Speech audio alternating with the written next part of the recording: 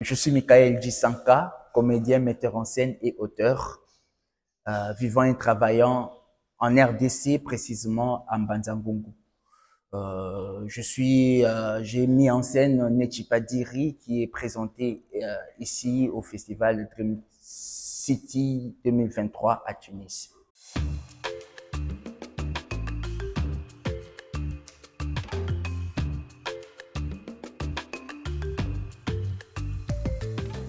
L'idée pour faire ce spectacle, c'était de faire un duo, parce que j'ai déjà fait des solos pour deux femmes, notamment Christiana Tabaro qui est sur le plateau, et une autre comédienne du Congo.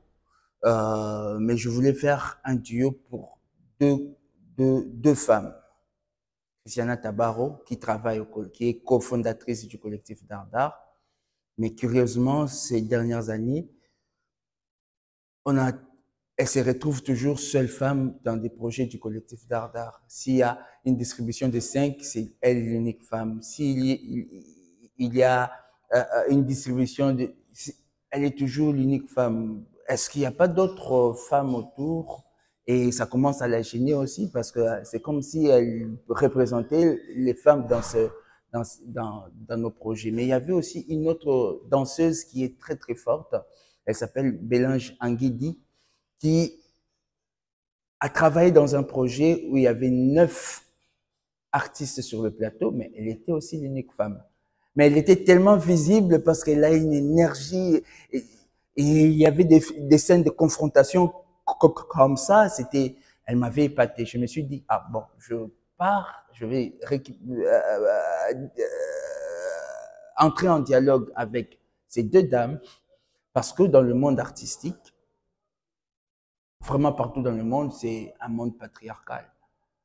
Parce que, évidemment, surtout au Congo, je parle du Congo, il n'y a pas de metteurs en scène, il n'y en a pas beaucoup, mais de metteurs en scène, il n'y a pas beaucoup.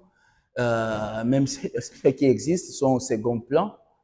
Et, je voulais partir de ces dieux-là, former ces duos, commencer à discuter de leur place, comment est-ce qu'elles arrivent à se faire cette place-là, partir de leurs histoires, et regarder un peu dans l'histoire du Congo, les héroïnes oubliées, celles qui sont placées dans les tiroirs, dont on ne parle pas, celles qui sont invisibilisées et critiquer ma pièce à demain ma mort parce que c'est une pièce je voulais écrire une fiction en partant d'une fiction, voilà, de la fiction vraiment parce que très souvent je pars de moi, je crie à partir de moi, mais là c'était une pièce référentielle à certains visages masculins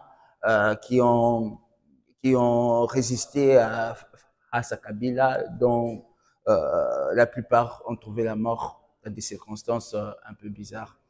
Et je me suis posé la question, comment est-ce que mon regard n'a pas vu aussi d'autres femmes qui se sont aussi battues euh, pendant la même période. Donc la pièce devait se construire à ces endroits-là. Mais j'ai échoué à constituer ce duo parce que le chorégraphe qui travaille avec cette euh, danseuse n'a pas voulu, qu'elle travaille avec quelqu'un d'autre. Donc j'étais confronté déjà dès le départ au patriarcat du monde culturel. Et ça m'a encore ramené vers moi pour me questionner, est-ce que moi aussi je peux être à cet endroit-là? Je pense pas. Est-ce que c'est comme ça que j'ai essayé avec toute l'équipe, avec plein de discussions sur le patriarcat vis-à-vis de la religion, de l'État et de la tradition. Et ce sont ces discussions et les positions de chacun qui m'ont ouvert cette voie vers cette écriture. À partir du moment où l'écriture s'est déclenchée, on a commencé à trouver des choses. Moi, en tant que comédien, metteur en scène et auteur, je puise au même endroit, en fait, à l'endroit du bègue, parce qu'au départ, je suis bègue. Et je pense ma dramaturgie à partir de cet endroit-là, en me référant du mouvement respiratoire pendant un bégaiement. Du coup, ça donnait ce que j'appelle aujourd'hui la dramaturgie du bègue, le scratching, le théâtre du scratching. C'est-à-dire, je dédouble des actions, je démultiplie les actions, je superpose des récits parfois, voilà, ça donne cet endroit un peu, voilà, ça peut prendre une forme de dramaturgie sonore, de poésie sonore, comme à certains moments dans la pièce où les voix sont superposées comme ça, où les actions, où il se passe plusieurs choses à la fois. Et c'est vraiment amener l'action jusqu'à à la à la à la à la à l'étouffement du souffle quand dans le mouvement respiratoire et après le dénouer comme un bègue qui reprend le souffle pour chercher son mot. C'est vraiment à cet endroit-là que tout se joue. Ben, moi, je crois que s'il y a de la gêne, c'est que le message est passé.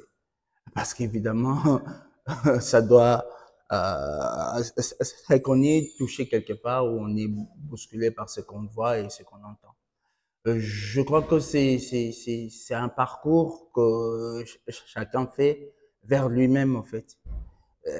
Vers lui-même parce que nous avons grandi dans une société où on interdisait de poser des questions sur la religion. On ne parle pas sur la religion. Oh, Dieu, on ne se pose, il existe tout, point. À partir du moment où on pose cette question-là, on commence à penser à partir, on commence à penser, donc on commence à s'affranchir. Parce que même la Bible nous dit, si tu connais la vérité, tu connaîtras la vérité et la vérité t'affranchira. Donc à partir du moment où on commence à poser des questions, on s'affranchit des dogmes qui nous régissent, on s'affranchit de quelque chose. Vraiment, le spectacle renvoie vers la personne, renvoie vers à chacun. Je pense que tout le monde est parti avec quelque chose, avec un questionnement. Il y a des endroits où il y avait vraiment beaucoup de gêne, où quelqu'un s'est levé aussi et parti. Évidemment, même s'il ne sait pas, mais dans son inconscience, il part avec ce questionnement. Parce que ça va faire le chemin en lui. Moi, à chaque création, c'est pour me délivrer de quelque chose. C'est pour égorger un mal en moi-même. C'est pour me rendre un peu plus humain, en fait. Le questionnement, mon questionnement sur cette question, même jusqu'à la fin du spectacle, reste vraiment posé au fait. C'est-à-dire comment vivre à partir du moment où tu te poses des vraies questions existentielles, comme sur le patriarcat, à quel endroit tu es dans ça, à quel endroit tu converges ou tu diverges avec ça, et pourquoi, et comment vivre avec cette société, dans cette société monde qui est très très patriarcale, parce que c'est, comme on le dit dans le spectacle, le patriarcat, c'est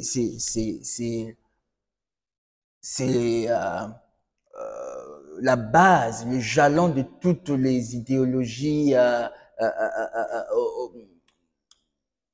oppressives.